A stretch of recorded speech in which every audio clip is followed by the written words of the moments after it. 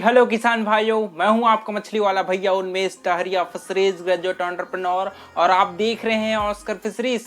किसान भाइयों, जब भी हम कार्प मछलियों के पालन के बारे में बात करते हैं तो हम लोग पॉलीकल्चर को ज्यादा प्रेफर करते हैं कि यार आप सिंगल स्पीसीज का ही पालन मत करिए, क्योंकि उसके साथ हम लोग और मछलियों को पाल सकते हैं। कार्प मछली की खासियत होती है कि वो आपके तालाब के अलग अलग क्षेत्र में अपने कंफर्ट के अनुसार से हम लोग अडॉप्ट कर लेते हैं। इसी वजह से हम लोग एमसी मछली को पॉलीकल्चर में ही पालते हैं। किसान भाइयों, आज का हमारा मेन मुद्दा होगा कि कॉमन कार्प मछलियों को हम लोग कितने स्टॉकिंग डेंसिटी में पालें और किस मछलियों के साथ पालें कि हमको सबसे ज्यादा प्रॉफिट हो और सबसे ज्यादा ग्रोथ हो पाए। क्योंकि कॉमन कार्प मछली एक ऐसी मछली है दोस्तों जो आपकी हार्डी स्पीसीज है। हार्डी का मतलब होता है कि वो ज्यादा टेम्परेचर, कम पीएच या फिर आपके वाटर पैरामीटर्स के फ्लक्चुएशंस में भी अच्छे से ग्रोथ कर पाती है। इसी वजह से दूसरे कार्प मछलियों के मुकाबले इनमें सबसे कम बीमारी लगती है। कॉमन कार्प मछलियों को हम लोग डिट्राइटस फिश मछली भी बोलते हैं, क्योंकि ये मछली आप प्राकृतिक भोजन में भी पालन कर सकते हैं।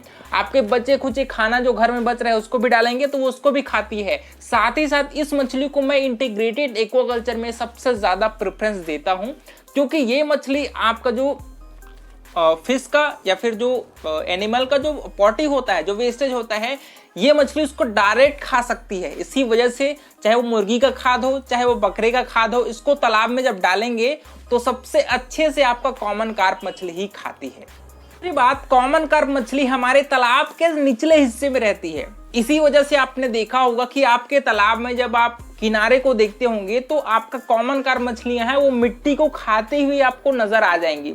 एक्चुअल में कॉमन कार्प की एक इसको डिसएडवांटेज बोलेंगे कि जिस तालाब का मेड़ है वो पतला है, उस तालाब में अगर ज्यादा संख्या में आप कॉमन कार्प डालेंगे तो वो मेड़ को डैमेज करती है, उसको मिट्टी को खा करके वो मिट्टी को तालाब के ऊपरी हिस्से में फेंकती है। इससे एक अच्छा बात यह भी है कि अगर मान लीजिए आपके तालाब में स्लज बन रहा है तो उसको साफ करने में कॉमन कार्प मछलियां हैं वो बहुत हेल्पफुल होती है। इससे क्या होता है, कॉमन कार्प मछली स्लज को खा करके तालाब के दूसरे हिस्से में भी उछालती है, जिससे न्यूट्रिएंट्स भी तालाब में सर्कुलेट होता है।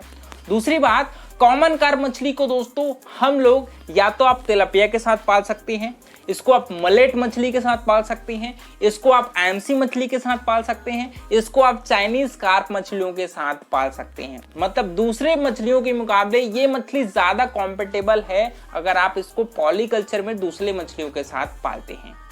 अगर आप कॉमन कार्प मछलियां पाल रहे हैं और अगर आपका तालाब दोस्तों 1 एकड़ से छोटा है तो आपको 10 से 15 सेंटीमीटर के फिंगरलिंग साइज के बच्चे तालाब में छोड़ने हैं। लेकिन अगर आपका तालाब मान लीजिए 1 हेक्टेयर तक है, मतलब 2.5 एकड़ तक है, बड़ा तालाब है, तो वहां पर आपको एडवांस फिंगरलिंग बच्चे तालाब में छोड़ने हैं। मतलब 150 mm साइज तक के, मतलब आपका 50 से 100 ग्राम तक साइज के अच्छे से एडवांस फिंगरलिंग बच्चे हैं वो आपको तालाब में छोड़ने चाहिए। दूसरी बात, जब भी आप कार्प मछलियां या फिर कॉमन कार्प मछलियों का पालन करें, हमको एक चीज जरूर दिमाग में रखना है कि हमको रेगुलर तालाब में फर्मेंटेशन करते रहना है। जब भी आप तालाब की तैयारी करें, सबसे पहला काम हमको करना रहता है तालाब में चूने का प्रयोग। चूना तालाब में कैल्शियम की मात्रा को बढ़ाता है, आपके तालाब में बफरिंग कैपेसिटी बढ़ती है, जिससे तालाब का पीएच है वो स्टेबल रहता है। इसी वजह से पर एकड़ हम लोग 80 से 100 किलो तक चूने का प्रयोग करते हैं। चूना डालने के पश्चात दूसरा हमारा मेन काम होता है फर्मेंटेशन का। फर्मेंटेशन के लिए या तो आप गोबर काऊ डंग प्रयोग कर सकते हैं, आप या तो मुर्गी का जो वेस्टेज आता है उसका प्रयोग कर सकते हैं। साथ ही साथ हम लोग जो और इनऑर्गेनिक जो फर्टिलाइजर होता है, जैसे आपका सिंगल सुपर फास्फेट, यूरिया को हम लोग 10 से 15 किलो तक मिलाते हैं। साथ ही साथ ईस्ट का जो उसमें केमिकल आता है, पाउडर आता है, उसको थोड़ी सी मात्रा में मिला दीजिए। तीनों को आप, गोबर को, सिंगल सुपर फास्फेट, यूरिया, उसके साथ ईस्ट का पाउडर इसको आपको अच्छे से 3 दिनों तक अच्छे से फर्मेंटेट करना है। इसके गड्ढे में मिला करके फिर तालाब में आप अच्छे से छिड़काई करा दीजिए। बहुत ही आसानी से आपके तालाब में प्राकृतिक भोजन है वो बन जाएगा। यहाँ पर 2 से 3 दिनों के पश्चात जैसे ही आपके तालाब के पानी का कलर है वो हरा होना थोड़ा शुरू होता है, तब आपको आपके तालाब में अपने कॉमन कार्प बच्चे को छोड़ना है। अब दूसरा महत्वपूर्ण पॉइंट आता है कि हम लोग कॉमन कार्प के कितने बच्चे तालाब में छोड़ें। मैं पर एकड़ में आपको अगर स्टॉकिंग डेंसिटी बताऊं तो हम लोग अपर लेयर में 40% तक डालते हैं, जिसमें कतला और आपका सिल्वर कार्प मछली आएंगी। ठीक है, जो बॉटम लेयर है, सॉरी जो मिडिल लेयर है, उसमें आपका आता है रोहू और ग्रास कार्प। ठीक है, इसको आपको 30% तक डालना है अपने टोटल स्टॉकिंग का। और बॉटम में बात करें तो आपका कॉमन कार्प और आपका दूसरा आता है मृगल मछली, इसको आपको दोस्तों 30% तक डालना है, क्योंकि यहाँ पर 15% आप कॉमन कार्प बच्चे डालेंगे और 15% आप यहाँ पर मृगल के बच्चे डालेंगे। ठीक है, और अगर बात करें, अगर आप तेलपिया मछली के साथ डालते हैं तो आप 50% आपका तेलपिया मछली डालिए और 50% आपका कॉमन कार्प मछली है उसको स्टॉक करिए, क्योंकि दोनों का कंपेटिबिलिटी बहुत बढ़िया होती है। इसी वजह से आप अपने प्रेफरेंस के अकॉर्डिंग, या तो तिलपिया मछली को ज्यादा प्रोडक्शन चाहते हैं तो आप 75% तक डाल सकते हैं, है ना। लेकिन यहाँ पर स्टॉकिंग डेंसिटी है वो प्रति एकड़ आपको 5000 फिंगरलिंग से ज्यादा संख्या में नहीं डालना है, क्योंकि कार्प मछलियों को ज्यादा स्पेस की जरूरत पड़ती है। इसी वजह से हम लोग लिमिटेड संख्या में ही कार्प बच्चे हैं वो तालाब में छोड़ते हैं। दूसरी बात कि आप अपनी कार्प मछलियों या फिर कॉमन कार्प मछली को फीडिंग क्या कराएंगे। कंपनी वाले फीड खिलाते हैं तो और बहुत बढ़िया है। कंपनी वाले फीड चाहे किसी भी अच्छी क्वालिटी की कंपनी हो, स्टार्टिंग में 30% तक वाली प्रोटीन वाली फीड खिलाइए। बाद के लास्ट के 3 से 4 महीनों में आप उसको 28% प्रोटीन वाली फीड खिलाइए। दूसरी बात, अगर आप अपने फार्म पर ही फीड तैयार करना चाहते हैं तो मैं आपको 4 इंग्रेडिएंट्स बताता हूँ। कार्बोहाइड्रेट सोर्स के रूप में आप राइस पॉलिश, राइस ब्रैन या फिर व्हीट फ्लोर जो आता है उसका प्रयोग कर सकते हैं। प्रोटीन के सोर्स में आप ग्राउंड नट ऑयल केक या फिर आपको सरसों की खली, ठीक है, उसके साथ आप कॉटन सीड ऑयल केक आता है उसका प्रयोग कर सकते हैं।